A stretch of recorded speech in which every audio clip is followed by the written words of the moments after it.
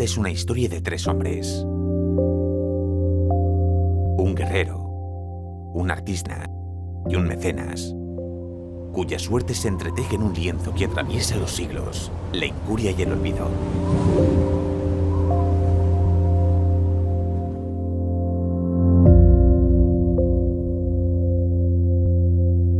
El filántropo y erudito asturiano Fortunato Selgas compra en Madrid, al marchante Pedro Bosch, un cuadro anónimo de escuela italiana para su residencia de Cudillero. Con el apoyo de su hermano Ezequiel, banquero e inversor en Madrid, había transformado esta propiedad familiar en un palacete de recreo versallesco, colmado de tesoros artísticos y rodeado de espléndidos jardines. Lienzos, tapices, porcelanas, esculturas, muebles de época confluyen en una recreación ecléctica del pasado, muy del gusto de la alta burguesía de la época. Su predilección por la pintura italiana de los siglos XVII y XVIII conduce a los Selgas hacia Corrado Giaquinto, maestro decorador de los palacios de la corte madrileña, con cuya elegancia y suave colorido rococó se relaciona el lienzo recién adquirido. Un siglo después, el profesor Jesús Urrea lo atribuye a Francisco de Goya gracias a varios bocetos contenidos en el cuaderno italiano del pintor. Estos dibujos permiten además identificar el tema: Aníbal, vencedor, contemplando por primera vez Italia desde los Alpes. Primera obra documentada del artista, forma parte de las colecciones del Museo del Prado desde 2021.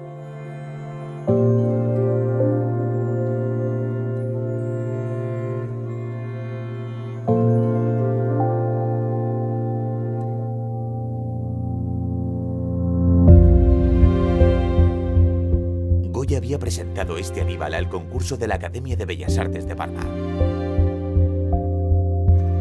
¿Qué hacía en Italia un desconocido pintor español de 23 años, hijo de un dorador de retablos? Su obsesión, como la del caudillo cartaginés, era conquistar Roma, vencer en la patria del arte. Goya había salido de Zaragoza y atravesado los Alpes por el paso de Tenda, etapa de la ruta real que unía Niza con Turín.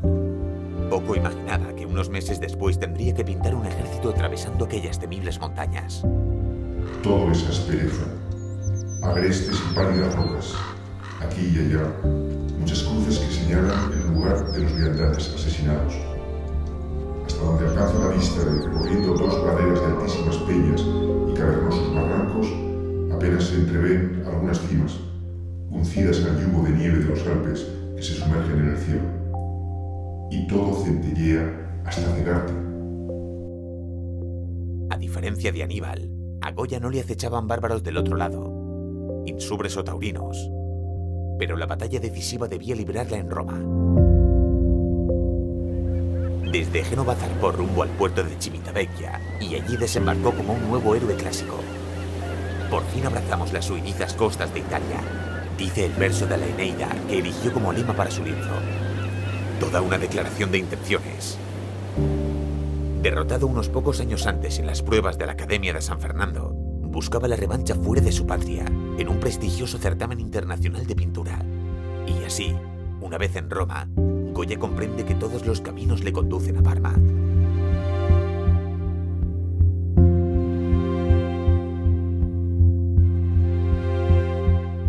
La Casa Ducal Parmesana, emparentada con la monarquía española y su recién creada Academia de Bellas Artes, serían una magnífica caja de resonancia si triunfaba. No obstante, cuando presenta su candidatura al conde Resónico, secretario de la institución, el artista aragonés se declara romano, como reivindicando un derecho de ciudadanía del que se creía merecedor. No pido reinos que no me correspondan por mis hechos, reconocía el troyano Eneas ante Sibila, invocando la protección de Apolo para hacerse con el Lacio. ¿Qué oráculos no consultaría Goya? El concurso de Parma tenía fama de difícil y, comparado con los de la Academia Romana de San Lucas, contaba con un jurado más independiente. Por eso el arquitecto George Dance, participante en la 5ª edición, escribía a su padre: Te maravillará que me presente, pero en Roma el juicio es parcial y la protección de príncipes, cardenales, etc. tiene tal peso que el honor que se adquiere, en realidad, es bien pequeño. La empresa se anuncia tan ardua como la travesía misma de los Alpes.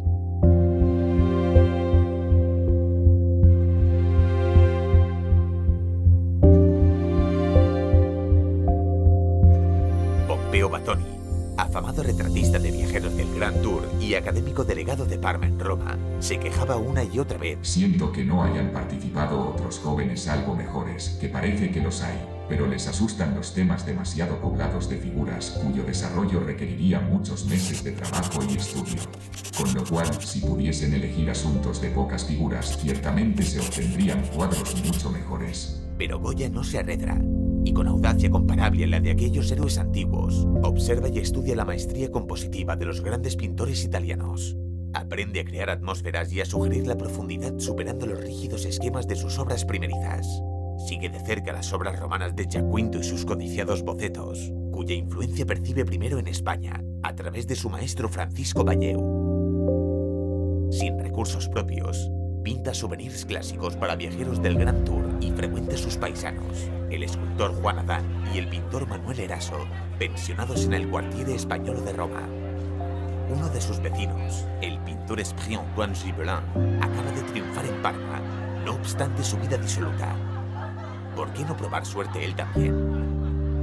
El 20 de abril de 1770 se publicó la convocatoria, cuyo premio de pintura proponía a los aspirantes: represéntese Aníbal de tal guisa que, levantándose la visera del yelmo y girándose hacia un genio que lo toma de la mano, señale desde lo lejos la hermosa campiña de la sometida Italia, y de sus ojos y de todo el rostro emane todo el regocijo y la noble confianza en las próximas victorias.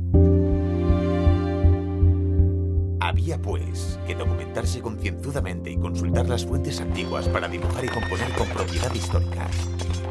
En sus atribuladas cartas a la Academia, los participantes cuentan cómo recurren a los libros de historia romana de Monseñor Charles Roland, que suple con sus traducciones la aridez del griego y del latín.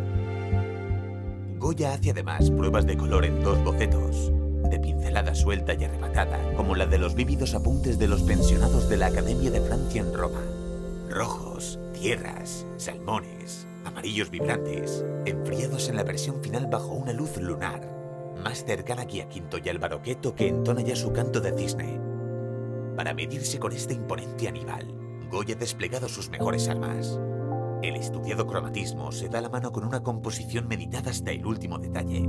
Las poses del caballo y del genio alado se suavizan, líneas onduladas, gestos reverentes, contraposto acentuado en el lienzo definitivo.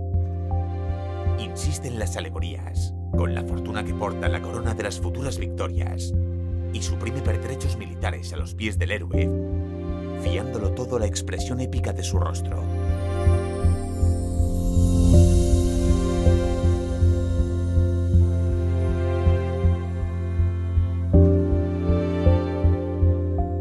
La obra de Goya se expuso durante todo el mes de junio de 1771 en el Salón de la Academia, junto a sus tres únicos rivales y a la Virgen de San Jerónimo, de Correggio, una de las 7 maravillas de la pintura italiana que enumera en el Cuaderno Italiano.